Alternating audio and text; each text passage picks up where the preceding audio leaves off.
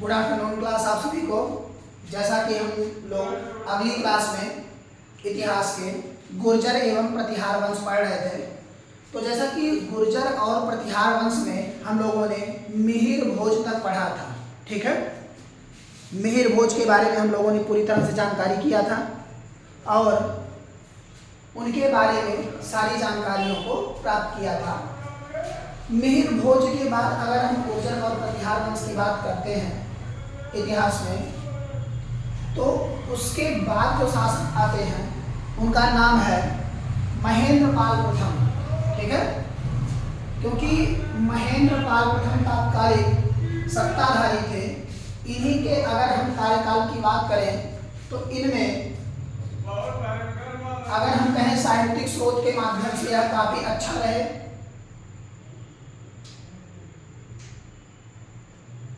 ठीक है। अगले जो शासक बन करके आए उनका नाम था महेंद्रपाल प्रथम। महेंद्रपाल प्रथम। और यही महेंद्रपाल के दरबार में प्रसिद्ध विद्वान राजशेखर रहते थे। प्रसिद्ध विद्वान राजशेखर रहते थे। इन्होंने अपने जीवन काल में 3 पुस्तकें लिखी, जो पुस्तकें काफी इतिहास के, अगर हम साक्ष्य के आधार की बात करते हैं तो काफी महत्वपूर्ण हुई। पहली जो इनकी पुस्तक थी उसका नाम था विदसाल भंजिका। विदसाल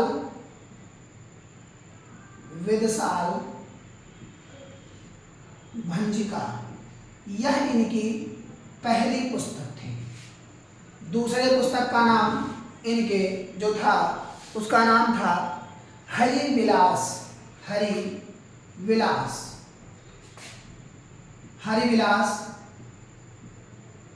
इनकी दूसरी पुस्तक थी। और तीसरी पुस्तक व अंतिम जो इनकी रचना थी उसका नाम था कर्पूर मंजरी काव्य मीमांसा। कर्पूर मंजरी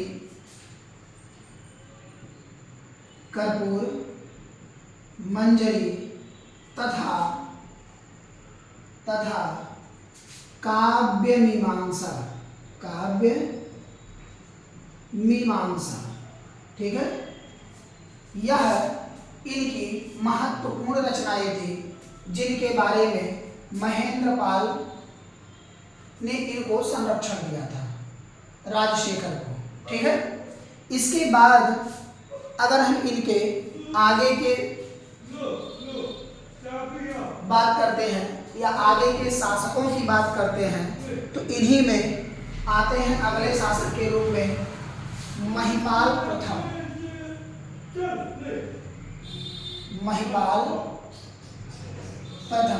ठीक है। इनके बाद आते हैं, यानी कि महेंद्रपाल के बाद महिपाल प्रथम।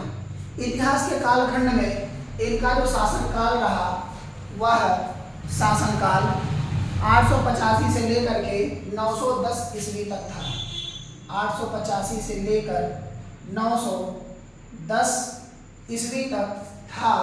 और इनका जो कार्यकाल रहा वह 910 से लेकर के 944 तक रहा। 944 तक, 912 से लेकर के 944 तक रहा, ठीक है। इनके हम पूर्ण कालखंड की अगर हम बात करते हैं या इस शासक के अंतिम शासक के रूप में हम इन्हें जानते हैं, जैसे कि बगदाद निवासी अल-मसूदी तत्काल के समय में गुजरात आया था। बगदाद निवासी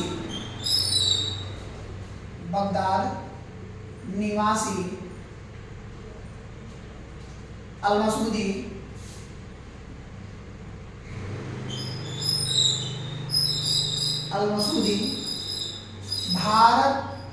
गुजरात आया था। भारत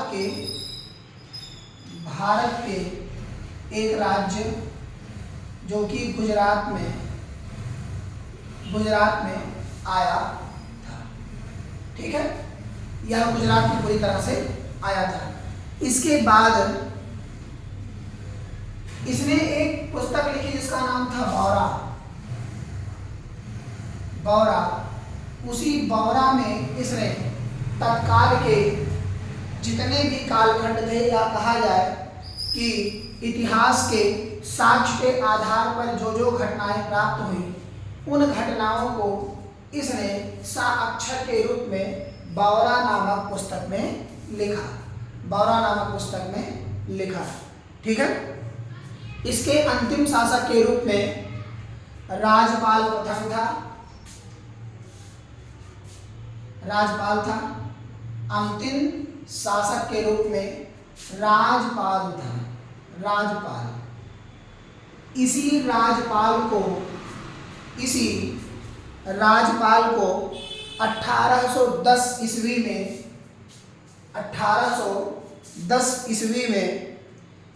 1018 ईस्वी में गुर्जर एवं प्रतिहार वंश का अंतिम शासक कहा जाता है। 1018 ईस्वी का यह शासक था, इसे अंतिम शासक कहा जाता है। अंतिम शासक कहा जाता है। ठीक है, इसे क्या कहा जाता है? अंतिम शासक। तत्काल के इसी के समय में महमूद गजनवी का आक्रमण हुआ भारत पर, और महमूद गजनवी ने इसे पराजित किया और इसके पूरे क्षेत्र को उसने जीत लिया। यानी कि अगर हम कहें तो इन्हीं के समय में महमूद गजनवी का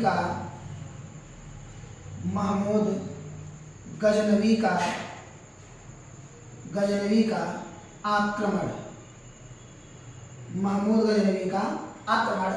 भारत पर हुआ, और महमूद गजनवी ने इन्हें पराजित किया।